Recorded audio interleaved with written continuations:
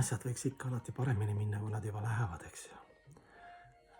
No, et öeldakse, et see sõltub tähtede seisust ja ilmast ja tujust ja lähikondlastest ja sotsiaalsest staatusest ja küllusest ja kõik see karmavärk ja või on siis äkki nii, et vaatad mõndasi vendasi, no ise kõige hullemaid diktaatoreid, et miks neil ka õnnestub, et loomulikult nagu karma järgi, et ju siis eelmise elus midagi tegid, ise kui nad valesti kasutavad mingit energiat, palju asju on korraga, aga ikkagi neile võimaldati siis tappa mitu miljonit inimest ja olla mingi Mao Zedong, eks ju, kes on kõige rohkem tapnud oma rahvast ja elada pikk elu, eks ju. Nii väliselt vaatad nagu, et kuidas see nagu võimalik on. Kui sa vaatad Mao Zedongi elu või diktaatori, siis nad panid hullu tapaasiat, askeesi, nad tegelikult kogusid energiat. See isegi, et inimene räägib, on jooga teatud harjutused, eks ju, et see oleks mõjuvõimas. Osad inimestel on see egregor või see, kuidas see šakti, et kui nad nagu räägivad, siis kõik nagu, vau, et see vist on nii, eks ju. Näiteks, või tal on selline, kogu see väli on selline.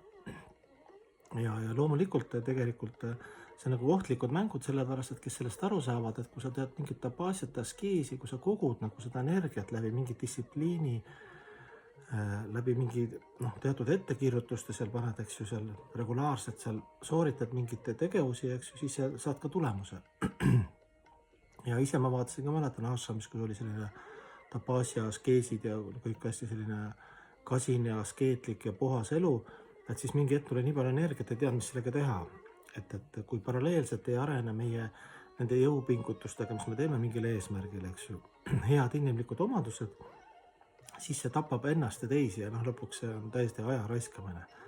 Et kui sul on õige üllas eesmärk, kui sa püüdmatu tingimustad armastuse, kasutad oma dharmat, oma omadusi, mis sul Jumal on andnud ja siis sooritad see läbi distsipliini ja läbi mingi regulaarsuse, et öeldakse regulaarsus on jõud, eks ju, et siis koguneb see šakti jõud taha, siis nagu õnnestubki varem või hiljem.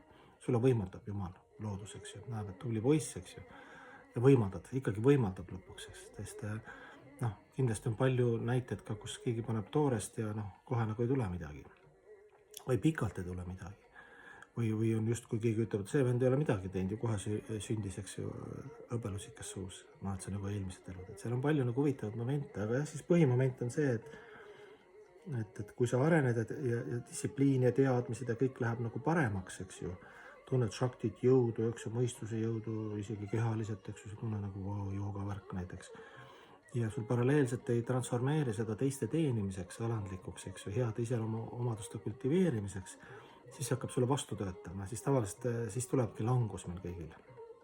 Sest hakkas kogunema hoopis, kuna süda ei ole veel puhas ja sa oled veel kehalises kontseptsioonis, ahankara valega kontseptsioonis, siis hakkas sinna südamesse hoopis väike see peen uhkus, ma olen parem, mul on guru, mul on õpetaja, need on langenud hinged, mateeria on, eks ju, saatanast, mis iganes sellised asjad hakkavad tulema, siis tavaliselt saatus, Jumal, loodus, karma, kuidas sa soovid, eks ju, teed niimoodi, et sa langed oma sellised vaimsed, spirituaalsed teed, langed, et see alandlikkus ja tänulikkus järgi jõuaks.